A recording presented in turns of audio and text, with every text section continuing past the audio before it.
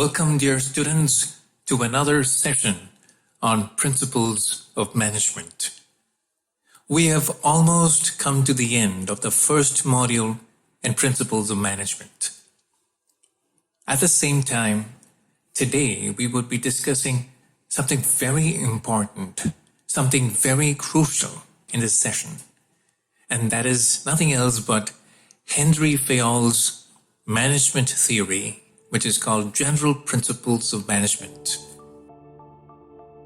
It was propounded, it was first put forward by a French management thinker and industrialist by the name of Henry Fayol.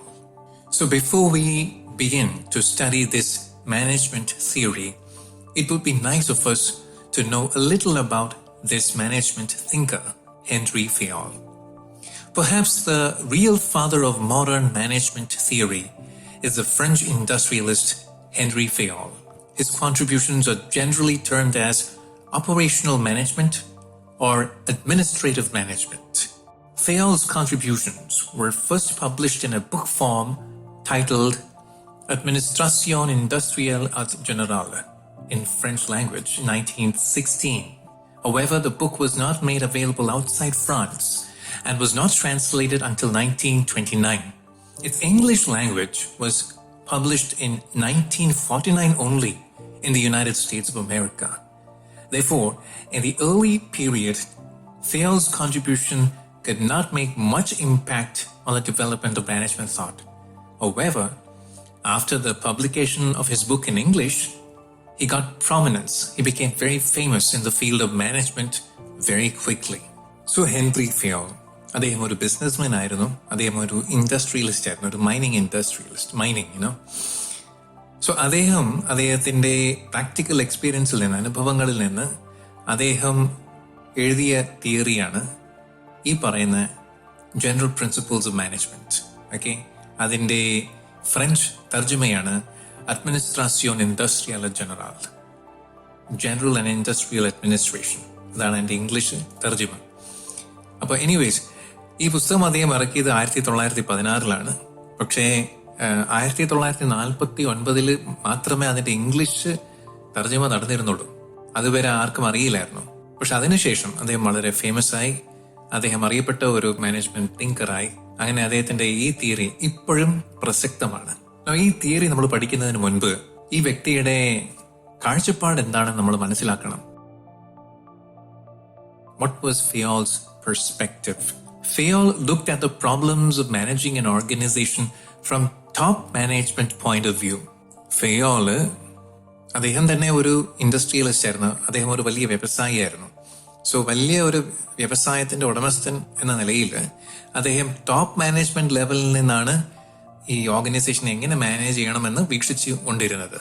He used the term administration instead of management, emphasizing that there is unity of science of administration. അപ്പൊ അദ്ദേഹത്തിനെ സംബന്ധിച്ചിടത്തോളം അഡ്മിനിസ്ട്രേഷനും management തമ്മിൽ വലിയ വ്യത്യാസമൊന്നുമില്ല. അദ്ദേഹം management എന്ന വാക്കിന് പകരം അന്ന് അദ്ദേഹം പ്രയോഗിച്ച പദം എന്ന് പറയുന്നത് അഡ്മിനിസ്ട്രേഷൻ, അത്ര തന്നെ ഉള്ളൂ. From an administrative point of view, he placed commerce, industry, religion, philanthropy and the state on equal footing. അപ്പൊ അദ്ദേഹത്തിന്റെ കാഴ്ചപ്പാടില് മാനേജ്മെന്റ് എന്ന് പറയുന്ന സംഭവം എല്ലാ സെക്ടറിലും ഒരുപോലെ തന്നെയാണ്. അതിപ്പം വ്യവസായമായിക്കോട്ടെ, വാണിജ്യമായിക്കോട്ടെ, മതപരമായ സ്ഥാപനങ്ങൾ മാനേജ് ചെയ്യുന്നതായിക്കോട്ടെ, ഇനി അതും അല്ലെങ്കിൽ സാമൂഹ്യ സേവനത്തിൽ ഏർപ്പെടുന്ന സ്ഥാപനങ്ങളായിക്കോട്ടെ, NGOs, നോൺ ഗവൺമെന്റൽ ഓർഗനൈസേഷൻസ്, ഇനി അതും അല്ലെങ്കിൽ ദ സ്റ്റേറ്റ് ഗവർണൻസ്, ഭരണ നിർവഹണം തന്നെ ആയിക്കോട്ടെ, ഇതിലെല്ലാത്തിലും ഒരുപോലെ അപ്ലൈ ചെയ്യാൻ സാധിക്കാവുന്ന ഒരു മാനേജ്മെന്റ് തിയറിയാണ്, പ്രിൻസിപ്പിൾസ് ആണ് General Principles of Management. His administrative science can be applied equally well to public and private affairs. അത് യാതൊരു വ്യത്യാസമില്ല. അതൊരു പബ്ലിക് സെക്ടർ അണ്ടർടേക്കിംഗ് ആയിക്കോട്ടെ, ഇനി അതോ അല്ലെങ്കിൽ ഒരു പ്രൈവറ്റ് ഫേമോ കോർപ്പറേറ്റ് കമ്പനി തന്നെ ആയിക്കോട്ടെ, എല്ലായിടത്തും ഒരുപോലെ അല്ലെന്ന് വരികിലും ഈ പ്രിൻസിപ്പിൾസിനെ നമുക്ക് അപ്ലൈ ചെയ്യാം. However, he has emphasized that principles of management are flexible and not absolute and are usable regardless of changing and special conditions. Now, ഇത് വളരെ ഇമ്പോർട്ടൻ്റ് ആണ്. അദ്ദേഹം ഈ പ്രിൻസിപ്പിൾസ് ഓഫ് മാനേജ്മെന്റ് ഒരു 14 പ്രിൻസിപ്പിൾസ് മാനേജ്മെന്റ് മുന്നോട്ട് വെച്ചിട്ടുണ്ട്. അപ്പൊ അത് മുന്നോട്ട് വെക്കുന്നതോടൊപ്പം അദ്ദേഹം പറയുന്നത് വളരെ പ്രായോഗികമായിട്ടൊരു അഡ്വൈസ് ആണ്. അതായത് ഇത് ആബ്സല്യൂട്ട് അല്ല, ഫ്ലെക്സിബിൾ ആണ്. നമുക്ക് വേണ്ട ചേഞ്ചസ് വേണമെങ്കിൽ നമുക്ക് വരുത്താം. At the same time principles നമുക്ക് അപ്ലൈ ചെയ്യുന്നതിൽ യാതൊരു തടസ്സവുമില്ല. വേണ്ട ചേഞ്ചസ് വരുത്താം. You can make your own changes, amendments, but this is applicable everywhere. Now, Fayol found that activities of an industrial organization could be divided into 6 groups. ഏതൊരു industrial organisation സ്ഥാപനം എടുത്ത് നോക്കിക്കോ, അതിൽ ഉള്ള പല പല ആക്ടിവിറ്റീസ് ബ്രോഡ്ലി സ്പീക്കിംഗ് നമുക്ക് 6 ഗ്രൂപ്പുകളായിട്ട് നമുക്ക് തരംതിരിക്കാനായിട്ട് സാധിക്കും. Number 1 is technical. നമുക്കത് കൂടുതൽ കാണുവാനായിട്ട് സാധിക്കുന്ന ഒരു പ്രൊഡക്ഷൻ ഫെസിലിറ്റിയിലാണ്. ഒരു സിഗരറ്റ് മാനുഫാക്ചറിങ് യൂണിറ്റ്, അതിന്റെ layout will be absolutely different from a car manufacturing unit. Cadbury dairy milk produce ചെയ്യുന്ന ഒരു factory unit will be absolutely different from a laptop assembling unit. Technical aspects involve ആണ് ഈ production ഫെസിലിറ്റിയിൽ കൂടുതലും. Production facility തന്നെ ആവണമെന്നില്ല.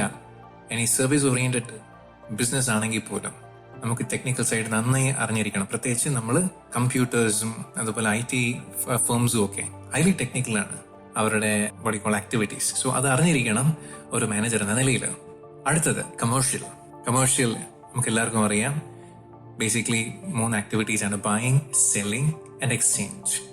ഇതിനെപ്പറ്റി നല്ലൊരു ധാരണ ഉണ്ടായിരിക്കണം ഒരു നല്ല മാനേജറിന്. Financial, search for capital and its optimum use. മൂലധനം എങ്ങനെ ശേഖരിക്കാൻ സാധിക്കും, എന്തൊക്കെയാണ് അതിന്റെ വിവിധ മാർഗങ്ങൾ, ആൻഡ് അത് എങ്ങനെ ഉപയോഗിക്കണമെന്നുള്ള ഒപ്റ്റിമം യൂസ്, നഷ്ടം വരുത്താതെ രീതിയിൽ മാക്സിമം യൂട്ടിലൈസ് ചെയ്യണം ക്യാപിറ്റൽ. അപ്പോൾ ഇതൊക്കെ this is a technique, it's an art which manager should learn. Okay. Next, security, protection of property and person. Protection of property എന്ന് പറയുന്നത് ബേസിക്കലി ഇൻഷുറൻസ് കവറേജ് ഉള്ളതായിരിക്കണം നമ്മുടെ എല്ലാ പ്രോപ്പർട്ടീസും, ക്യാപിറ്റൽ അസറ്റ്സ് എല്ലാം. In case of natural disaster നമുക്ക് നഷ്ടം വരുത്താത്ത രീതിയിൽ we have to secure, protected by an insurance coverage. അതിപ്പം അസറ്റ്സ് മാത്രമല്ല, നമ്മൾ എംപ്ലോയീസിനെ നമ്മൾ ഇൻഷുർ ചെയ്യണം. So security is very very important. Another aspect of security is basically job security. ജോലി നഷ്ടപ്പെടുത്താത്ത രീതിയിൽ എല്ലാ ജീവനക്കാരെയും മാക്സിമം ഒപ്റ്റിമം യൂട്ടിലൈസ് ചെയ്തുകൊണ്ട് പ്രൊഡക്ടിവിറ്റി കുറയാത്ത രീതിയിൽ അവർ മാക്സിമം എംപ്ലോയ് ചെയ്യുന്ന technique and art activities that will come under security. Accounting, അത് ഞാൻ പറയാണ്ട് തന്നെ അറിയാമല്ലോ. That's a very crucial activity as far as an industrial organization is concerned. Accounting എന്ന് പറയുമ്പോൾ profit and loss, assets, liabilities എന്തോരമുണ്ട്, നമുക്ക് അടുത്ത വർഷത്തേക്ക് എത്ര തുക മാറ്റിവെക്കാം, നീക്കിവെക്കാം, അത് എങ്ങനെ ഇൻവെസ്റ്റ് ചെയ്യാം. ഒരു പ്രോഡക്റ്റിന്റെ costing is very very important. നമ്മുടെ എല്ലാ ചെലവുകളും കവർ ചെയ്യുന്നതായിരിക്കണം ഒരു പ്രോഡക്റ്റിന്റെ MRP, മാക്സിമം റീറ്റെയിൽ പ്രൈസ്, അതിന്റെ ആബ്സൊല്യൂട്ട് കോസ്റ്റിംഗ് അറിഞ്ഞിരിക്കണം. So that is a very important activity of industrial organisation. And last but not the least, very important, managerial activities എന്ന് പറയുന്നത് നമ്മൾ വഴിയെ ഡീറ്റെയിൽ ആയിട്ട് ഈച്ച് ആൻഡ് എവറി ആക്ടിവിറ്റി നമ്മൾ പഠിക്കുന്നതായിരിക്കും. പക്ഷേ ഞാൻ പറഞ്ഞു പോവുകയാണ്, I am just mentioning it. Planning, organisation, command, coordination and control, ഇതെല്ലാം ഈ മാനേജറിയൽ ആക്ടിവിറ്റീസിൽ പെടുന്നതാണ്. സോ ഫയോളിനെ സംബന്ധിച്ചിടത്തോളം അദ്ദേഹം ഈ തിയറി മുന്നോട്ട് വെക്കുന്നതിന് മുമ്പ് അതേ നോക്കിയപ്പോൾ ബാക്കി 5 ആക്ടിവിറ്റീസ് നന്നായി കവർ ചെയ്തിട്ടുണ്ട്, കാര്യമായിട്ട് സ്റ്റഡി ചെയ്തിട്ടുണ്ട് ഓൾറെഡി ആൾക്കാർ. Technical activities, commercial activities, financial activities, security, accounting, അതിനൊക്കെ വളരെ ആധികാരികമായി ആൾക്കാർ പഠിച്ച് തിയറീസും ഒക്കെ അവർ മുന്നോട്ട് കൊണ്ടുവന്നിട്ടുണ്ട്. പക്ഷേ ഈ മാനേജറിയൽ ആസ്പെക്ട് ഓർക്കുക, ഇത് 1916 ഒന്നാം ലോക മഹായുദ്ധ കാലത്തിന്റെ മുമ്പുള്ള കാര്യമാണ് ഇനി പറയുന്നത്. അപ്പോഴൊന്നും ആരും ഈ മാനേജ്മെന്റ് എങ്ങനെ നന്നേ രീതിയിൽ ചെയ്യാം ആരും ഒരു സീരിയസ് സ്റ്റഡി നടത്തിയിട്ടില്ല. ആ ഒരു ചുറ്റുപാടില ആണ് അദ്ദേഹം ഈ മാനേജ്മെന്റ് തിയറി മുന്നോട്ട് വെക്കുന്നത്. Of the 6 groups, he devoted most of the book to analyze the 6th one, that is managerial activity. Fayol has divided his approach of studying management into 3 parts. So, management is a broad subject. അപ്പം അതിനെ detail ആയിട്ട് പഠിക്കാനായിട്ട് what he did in the beginning was he divided this management study into 3 segments. One was managerial activities and training. Second one was general principles of management. And third, elements of management. Now, managerial qualities and training. ഒരു നല്ല മാനേജറിന് വേണ്ട qualities എന്തൊക്കെയാണ് അദ്ദേഹം ഇങ്ങനെ അക്കമിട്ട് നിരത്തി വെച്ചിട്ടുണ്ട്. അതിൽ നമുക്ക് എന്തോരം പ്രാവീണ്യമുണ്ട് എന്നുള്ളത് ഫസ്റ്റ് വിലയിരുത്തണം. അത് കുറവാണെന്നുണ്ടെങ്കിൽ നമ്മളെ അത് മെച്ചപ്പെടുത്താനായിട്ട് ട്രെയിനിങ് കൂടെ ചെയ്യേണ്ടിയിരിക്കുന്നു. എങ്ങനെ ട്രെയിനിങ് കൂടെ ചെയ്യാം എന്നുള്ളതും കൂടെ അദ്ദേഹം സജസ്റ്റ് ചെയ്യുന്നുണ്ട്. He has brought up many proposals based on that. So we'll go to the most required managerial qualities. The basic 6 managerial qualities are: number 1, physical. Physical health is very important. ഒരാളുടെ ആരോഗ്യം, how much enthusiastic he is, അദ്ദേഹത്തിന്റെ physical capacities എന്തോരം ഉണ്ടെന്ന് സ്വയം വിലയിരുത്തേണ്ടതുണ്ട്.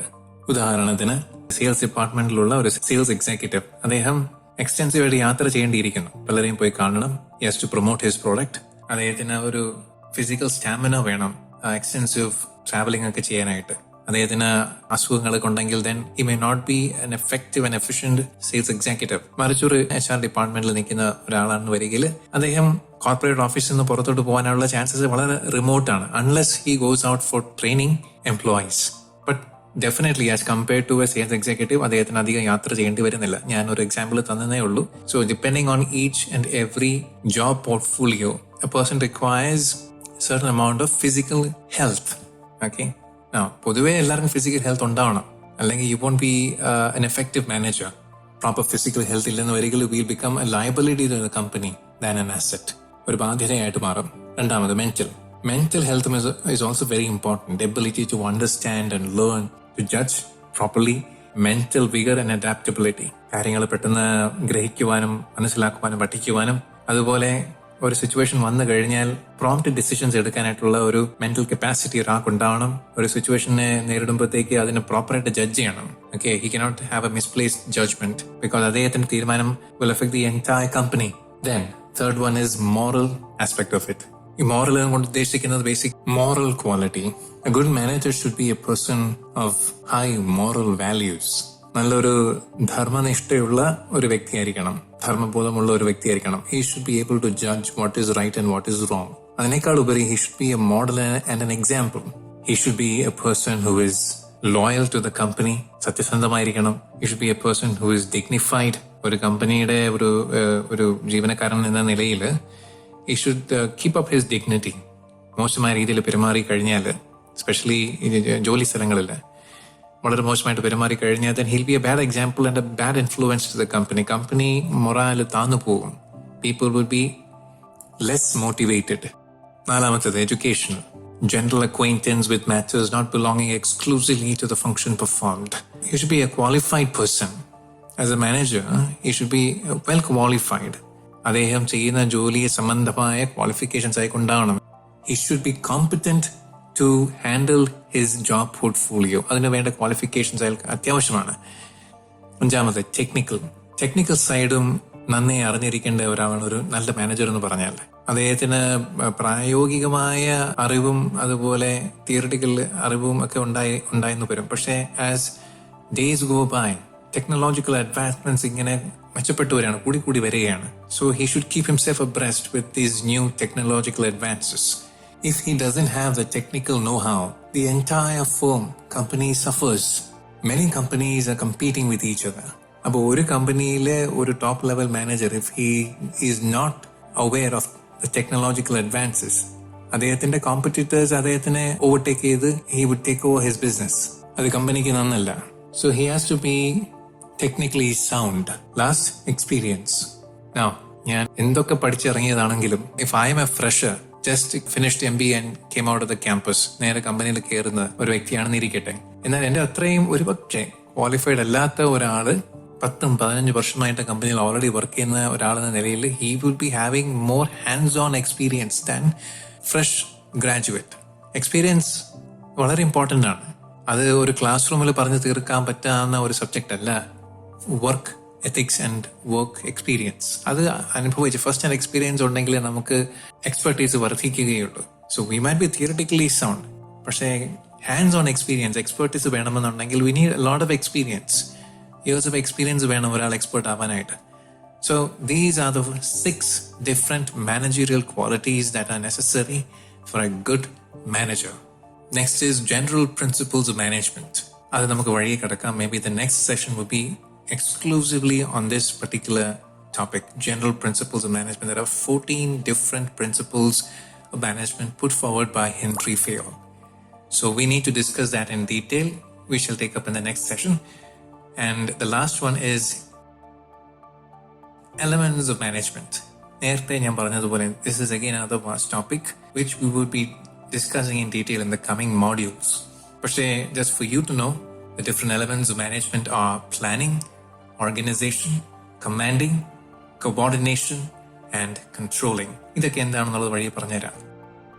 So this is just a brief introduction to Henry Fayol's general principles of management. Okay? So see you in the next session, which will be exclusively dealing with general principles of management. See you until then.